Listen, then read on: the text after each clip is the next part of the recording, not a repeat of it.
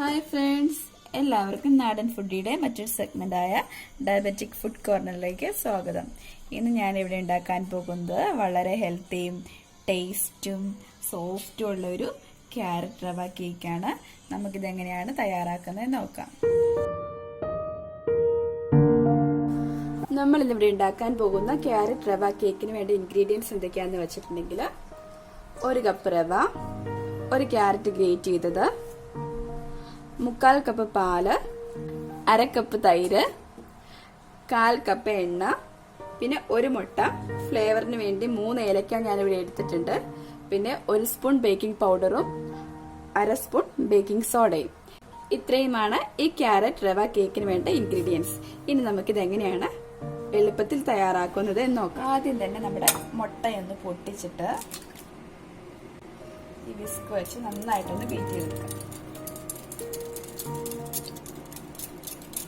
Spoon ഉപയോഗിച്ചാലും മതി, അല്ലെങ്കിൽ ഹാൻഡ് ബീറ്റർ ഉപയോഗിക്കാം കേട്ടോ. മുട്ട നന്നായിട്ട് ബീറ്റ് ചെയ്തില്ലെങ്കിൽ മുട്ടയുടെ ഒരു സ്മെല്ല് ഉണ്ടാവും. അതില്ലാതിരിക്കാൻ വേണ്ടിയാണ് നമ്മൾ ഇങ്ങനെ ബീറ്റ് ചെയ്യുന്നത്. ഇനിയിപ്പോൾ മുട്ട ഇഷ്ടമില്ലാത്തവർക്ക് മുട്ട ഈ കേക്കിൻ്റെ കൂടെ ആഡ് ചെയ്യണമെന്നില്ല കേട്ടോ. മുട്ട വേണ്ടാത്തവർക്ക് ഇത് അവോയ്ഡ് ചെയ്യാം. ഞാൻ ബീറ്റ് ചെയ്ത് കഴിഞ്ഞു. നമുക്കിത് മാറ്റി വയ്ക്കാം. ഞാനൊരു മിക്സിയുടെ ജാർ എടുത്തിട്ടുണ്ട്. ഇതിലേക്ക് നമ്മൾ എടുത്ത് വെച്ചേക്കുന്ന 1/4 കപ്പ് പാല്, 1/2 കപ്പ് തൈര്, 1/4 കപ്പ് എണ്ണ, പിന്നെ നമ്മൾ ബീറ്റ് ചെയ്ത 1 മുട്ടയും, ഏലക്ക ഞാൻ ആദ്യം കാണിച്ച 3 ഏലക്ക ഞാൻ ചെറുതായി ഒന്ന് ചതച്ചിട്ടുണ്ട്, അതും ഇതിലേക്ക് ഇട്ട് കൊടുക്കാം. നമുക്ക് ജാർ അടച്ചിട്ടൊന്ന് ബ്ലെൻഡ് ചെയ്തിട്ട് വരാം. ഞാൻ ബ്ലെൻഡ് ചെയ്തിട്ടുണ്ട്.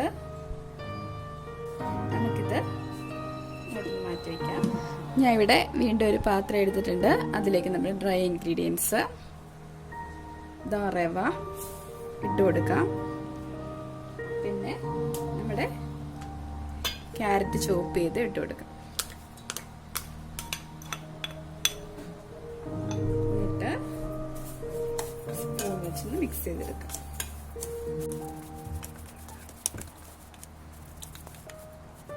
ഇതിലേക്ക് അല്പം ഉപ്പ് ചേർത്ത് കൊടുക്കണേ. ഞാൻ ഇൻഗ്രീഡിയൻസ് പറഞ്ഞപ്പം ഉപ്പിന്റെ കാര്യം പറഞ്ഞില്ലായിരുന്നു. പാകത്തിന് ഉപ്പ് ഇതിലേക്ക് ഇട്ട് കൊടുക്കാം. ബേക്കിംഗ് പൗഡർ ഇതിലേക്ക് ഇടാം. ബേക്കിംഗ് സോഡയും ഇതിലേക്ക് ഇട്ട് കൊടുക്കാം. പിന്നെ നമ്മൾ മിക്സിയിൽ അടിച്ച പാലും തൈരും എണ്ണയും മുട്ടയും ഏലക്കയും കൂടെ കുറേശ്ശെ ഇതിലേക്ക് ഇട്ട് ഇളക്കി കൊടുക്കണം.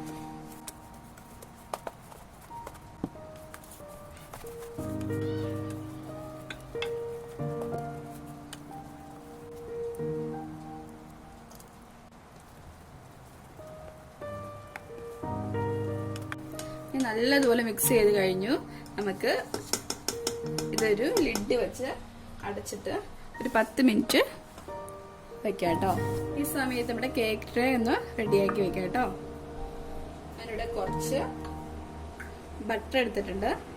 അത് നമുക്ക് റൂം ടെമ്പറേച്ചറിലുള്ള ബട്ടറാണ് എടുത്തത്. നമുക്ക് ട്രേയിലേക്ക് ഒന്ന് തേച്ച് പിടിപ്പിക്കാം. അത് എല്ലാ വശത്തും ഈ ബട്ടർ തേച്ച് പിടിപ്പിക്കണേ. ഈ ബട്ടർ തേച്ച് ബട്ടറോ അല്ലെങ്കിൽ നെയ്യോ ഇത് രണ്ടും ഇല്ലെങ്കിൽ കുറച്ച് ഓയിലാണെങ്കിലും തൂത്ത് കൊടുത്താൽ മതി. എന്നിട്ട് ഈ ബട്ടർ തേച്ച് കഴിഞ്ഞ് ഇതിനടിയിൽ ഒരു ഓയിൽ പേപ്പർ വയ്ക്കുവാണെങ്കിലും ബട്ടർ പേപ്പർ വയ്ക്കുവാണെങ്കിലും നല്ലതാണ്. എൻ്റെ കയ്യിൽ ഇല്ലാത്തതുകൊണ്ട് ഞാനത് ചെയ്യുന്നില്ല. ഇങ്ങനെ ചെയ്താലും മതി, ഒട്ടിപ്പിടിക്കൂല കേട്ടോ.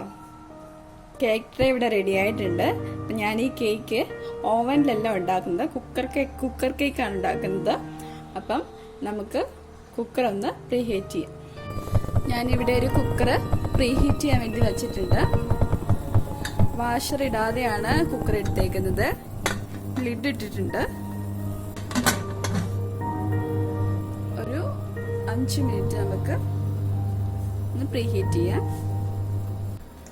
ഒരു 10 മിനിറ്റ് ആയിട്ടുണ്ട് കേട്ടോ. സമയത്ത് നമ്മുടെ കേക്ക് ട്രേയിലേക്ക് നമ്മുടെ ബാറ്റർ ഒഴിച്ചു കൊടുക്കാം.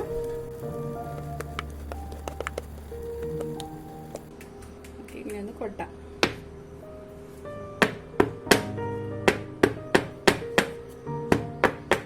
എയർ ഉണ്ടെങ്കിൽ പോകാൻ വേണ്ടിയാണ് ഇങ്ങനെ ചെയ്യുന്നത്.